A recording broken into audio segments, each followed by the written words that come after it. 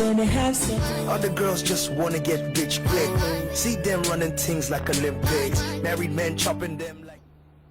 Alright, welcome back. It's still Uniform Business Radio, and it's time for the SME Focus this afternoon. Yes, what are we looking at? We're looking at strategies, sales strategies that small businesses can use. Sales strategies that small businesses can use. You know, as a small business owner, you're the manager, you're the content creator, you're the salesperson, you're in charge of HR and almost everything, even though you get help from, you know, here and there, or even if you have member of staff. However, as a manager of a small business, your resources are quite limited. To an extent, let me just say entirely limited.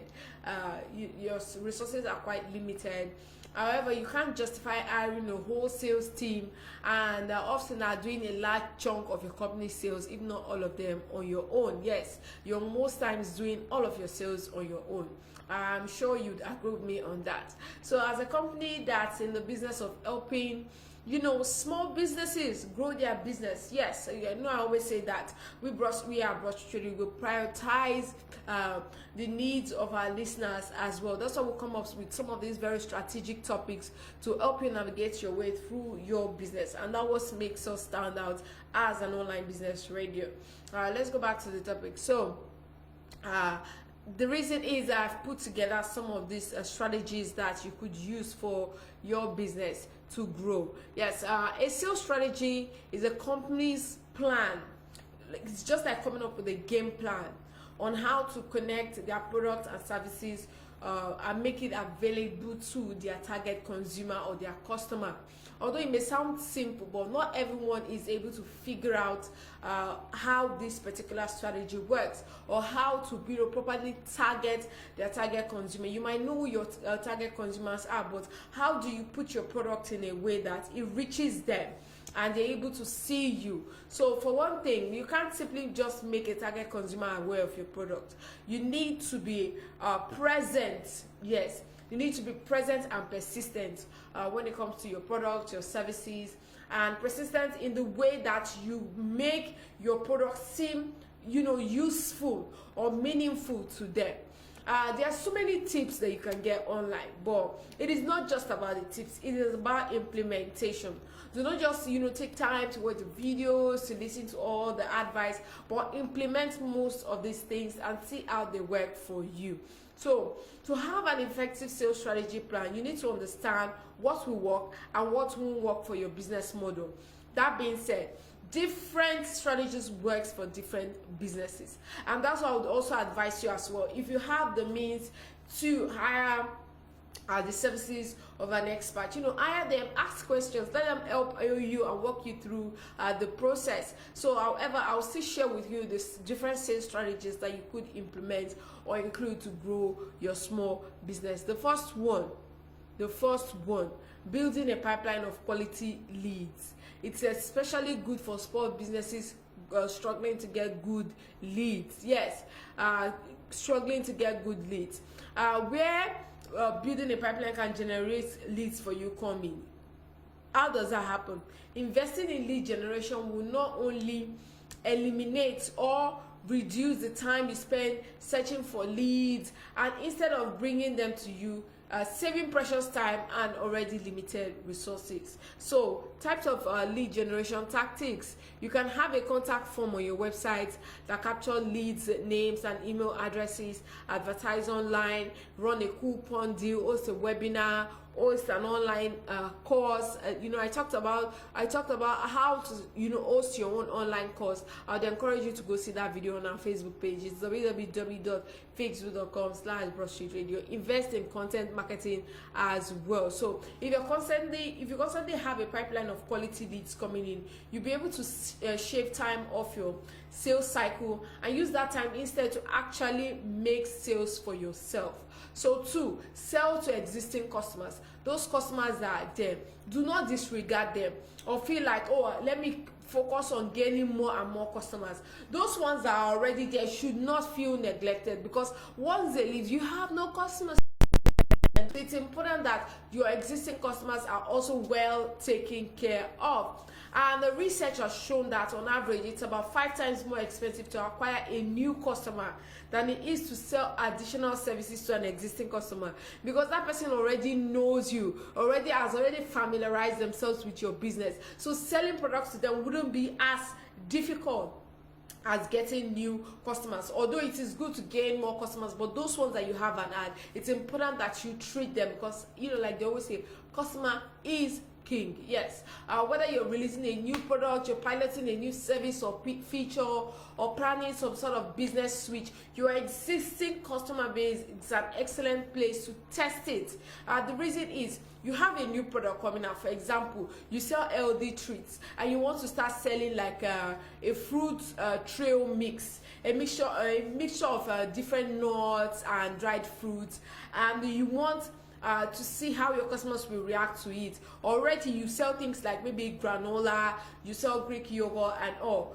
Those people that are your existing customers are the ones that you would first sell to. You tell them, oh, why not try this trail mix with your Greek yogurt and tell me how it tastes and all. Most of them would be willing to buy because they've tasted your other product. So it's important to sell to existing customers.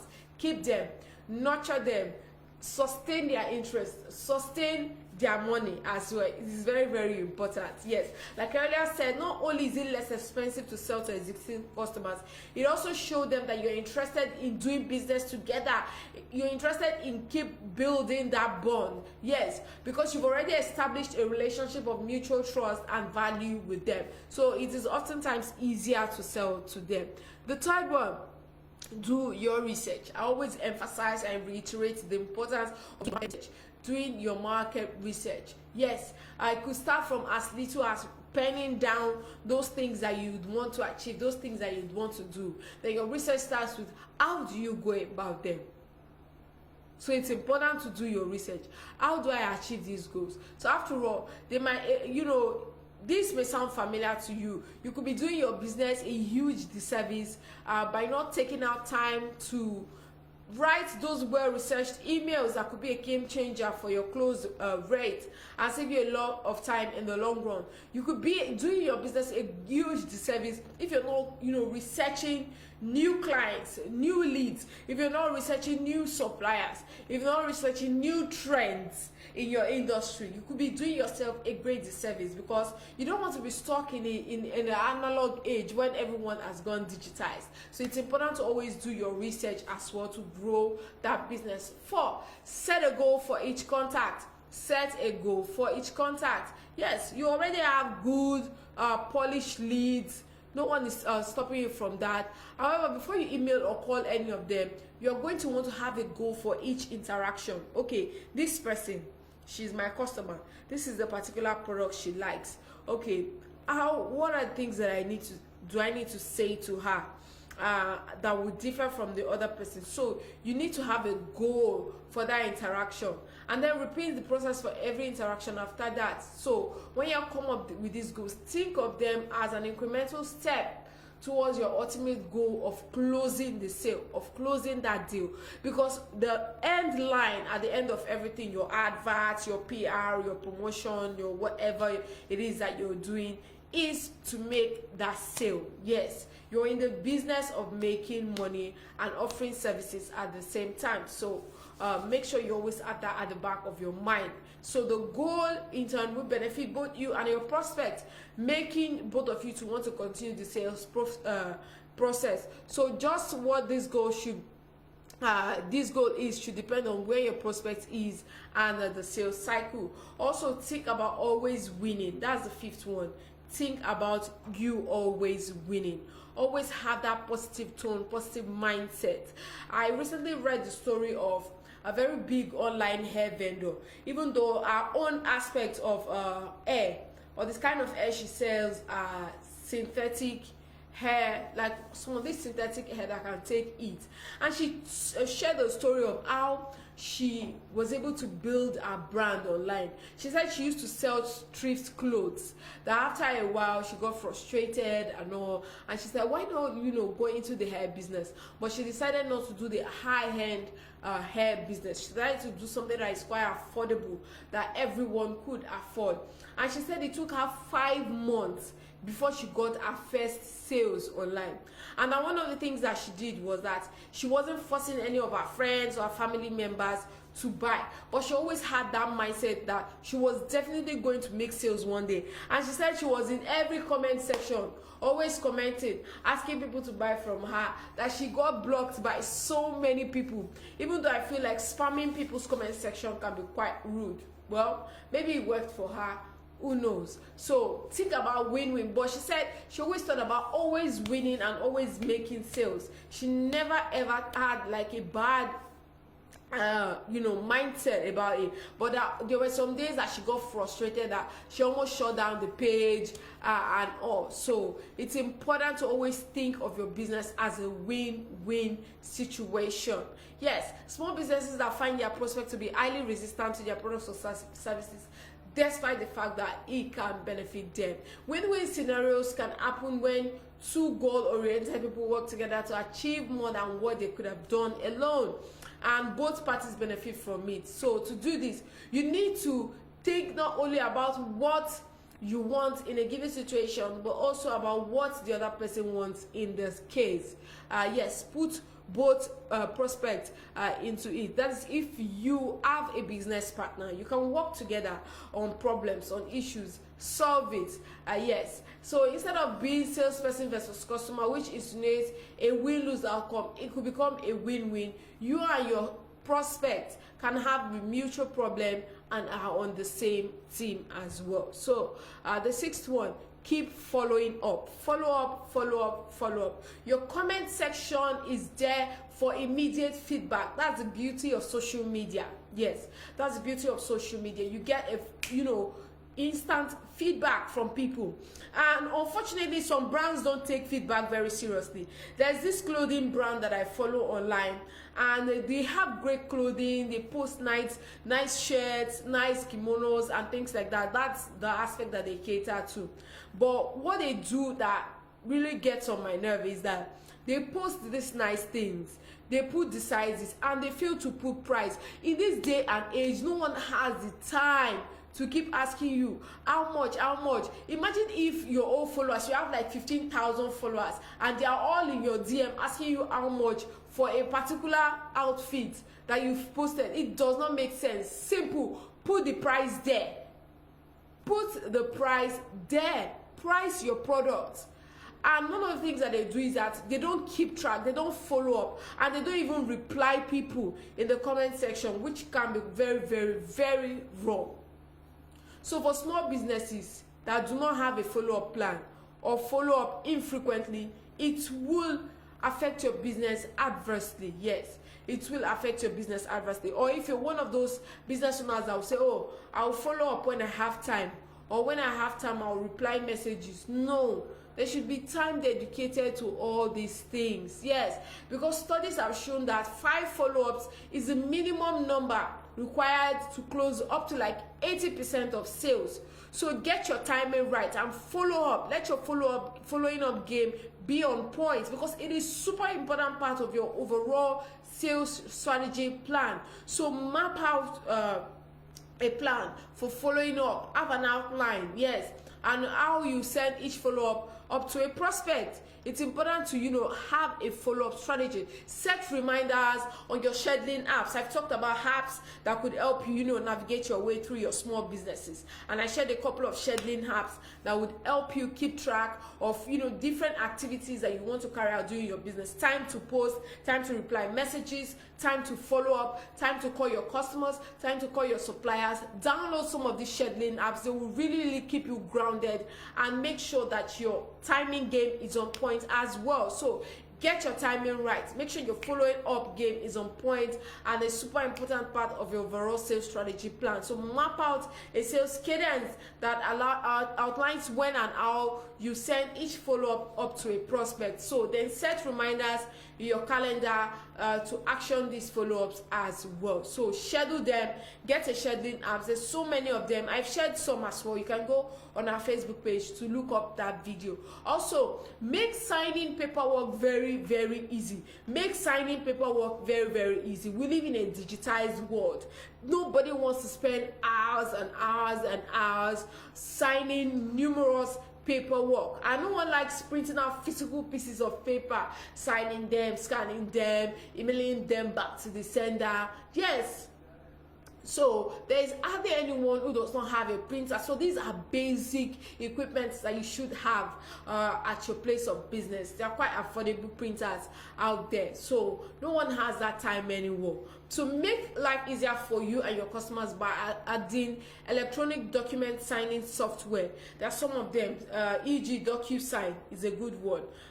Also, the huge benefit of electronic documents is many of them integrate within your existing sales tools, which means less manual work, less time wasted, and less friction that could cause customer drop off, all signs of a great sales strategy. So make signing paperwork easy. It could be as easy as, you know, putting a form in your bio where after people make purchase, they just go there, fill, upload their receipts and everything. It also makes it easy for your sales team as well to go through credit alerts, check people that I've paid, especially if you're organizing sales. It could be very, very tricky because you have a lot of people tricking into the business, people that will want to make purchase at the same time. So having some of these documents linked would also make it very, very easy for you as well. So prioritize your prospects using lead scoring as well. It's a great, great way. Yes, it's another great way to amp up your business. Yes, the key to lead scoring is to do it before reaching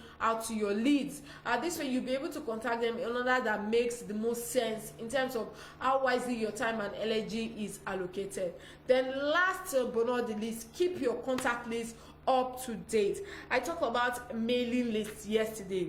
From the first day that you start that business, the first day that you open that business, start putting together your mailing list. Start putting together your mailing list. It is very, very smart to do that. Keep a mailing list where you send your customers emails, add their phone numbers as well, where you send them messages. It could be on their birthday, it could be during a Salah celebration, it could be during Christmas. You send them messages about your sales. But however, there's a thing that most brands do these days. You send messages in a way that makes customers feel threatened. No, that is very, very wrong. However, it is important that your micro sales team, limited time and energy, you put it into best use. It's important to keep a list of your customers as well. It is very, very important to keep list of your customers as well. Add a mailing list where you send them messages, you wish them a happy birthday, things like that. And you know, I specifically talk about how you could use things like your customers' birthdays to target them, to make them to want to make purchase, especially if you're in the small chops and cake business. Go look up how you can use your customers' birthdays to target them and make sales as well. Have a list before their birthdays. You put up a post, you say, oh, happy birthday to all the August born, all the people born in the month of August. Kindly comment your birth month. You know, things like that. We want to make people then after that, the final call of action, you say, oh, do not forget to order for your birthday cake from us. Things like that. Use their birthdays to target them and to make sales for yourself as well. So that wraps up the SME Focus this afternoon. However, we'll be looking at some fun facts for you coming up next on your number one business radio. A quick break and I'll be back.